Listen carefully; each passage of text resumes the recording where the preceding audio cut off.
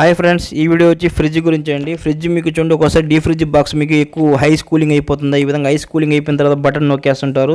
ఇక్కడ బటన్ నొక్కిన తర్వాత ఐస్ మనకు బయటికి రాదండి. ఒకసారి మనం లాగినప్పుడు ఏమవుతుందంటే చూడండి, ప్రాబ్లం ఒకటి జరుగుతుంది. దానివల్ల మనకు ఒకసారి ఫ్రిడ్జ్ సరిగా కూలింగ్ ఎక్కదు. మీకు ఎక్కువ హై కూలింగ్ అయినా లో కూలింగ్ అయినా ఈ ప్రాబ్లం ఎలా సొల్యూషన్ చేయాలి ఈ వీడియోలో చెప్తాను చూడండి. ఇక్కడ చూడండి, డోర్ ఓపెన్ చేస్తే కింద పక్క మన డోర్లో చూడండి మనకు ఒక పైప్ ఊడిపోయింది చూసారా, వైట్ పైపు. ఇది పైపు ఊడిపోతే దీని ప్రాబ్లం ఏందో చెప్తాను ఈ వీడియోలో. చూడండి, క్యాప్ కూడా ఒకటి ఊడిపోయింది. ఇప్పుడు మీరు ఏం చేస్తారంటే ఫస్ట్ మనం ఐస్ తీసేద్దాం పక్కకి, ఈ క్యాప్ను పక్కన తీసుకుందాం.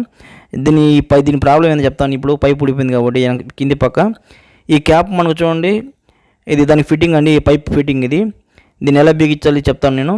దీనికి చిన్న హోల్స్ ఉంటాయి ఈ విధంగా. అది డీ ఫ్రిడ్జ్ బాక్స్ అతుక్కో ఉంటుంది. ఇది అతుక్కోలేదనుకోండి, మీ డీ ఫ్రిడ్జ్ బాక్స్ మీకు కూలింగ్ ఎక్కదు, గడ్డగట్టదు.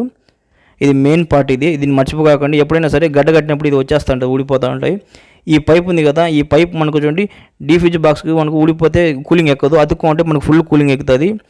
ఒకసారి ఊడిపోయింది అనుకోండి, ఇది బిగించుకోవాలి మీరు కంపల్సరీ, లేదంటే మీకు కూలింగ్ ఎన్నిసార్లు ఏం చేసినా మీకు ఎక్కదు. చూడండి, ఇది థర్మోస్టాటర్ కనెక్టింగ్ ఉంటుంది ఆ పైప్. ఓకేనా.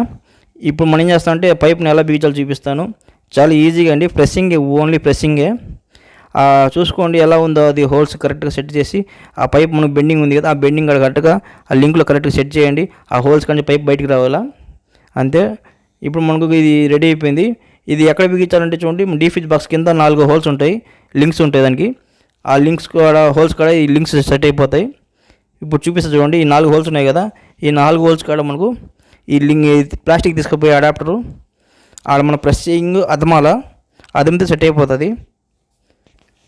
ఇప్పుడు చూడండి, మనం ప్రెస్ చేస్తున్నాడు, ప్రెస్ చేస్తుంటే మనకు సెట్ అయిపోతుంది. జాగ్రత్తగా మీరు ఇరిగిపోకుండా ప్రెస్ చేయండి. ఆ లింక్స్ కరెక్ట్గా కూర్చోవాలి 4.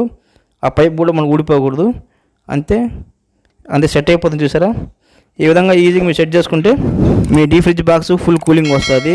అతుక్కుంటే ఊడిపోతే మీకు కూలింగే రాదండి. చాలామంది కూలింగ్ రాకుండా ఉండడం ప్రాబ్లం ఏంటంటే, ఈ పైప్ ఊడిపోతే కూలింగ్ రాదు. ఓకేనా. ఇది అతుక్కుంటే మీకు కూలింగ్ బాగా వస్తుంది, గుర్తుపెట్టుకోవాలి మీరు. ఇది ఒకసారి చిన్న ప్రాబ్లమే పెద్ద ప్రాబ్లం అయిపోతుంది ఒకసారి. ఇప్పుడైతే మనకు ప్రాబ్లం సాల్వ్ అయిపోయింది, అతికిచ్చేస్తాను. ఈ విధంగా చిన్న ప్రెస్సింగ్ అంతే.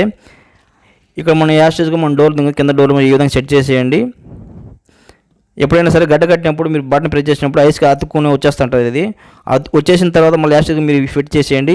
కూలింగ్ కూడా చూడండి, నేను 8లో పెట్టినాను, కొంచెం సమ్మర్ కాబట్టి మీ ఇష్టం. ఎంత కూలింగ్ ఎక్కువ అయితే మీరు తగ్గించుకోండి, ఒకవేళ తక్కువ ఉంటే మనం పెంచుకోవచ్చు, అంతే.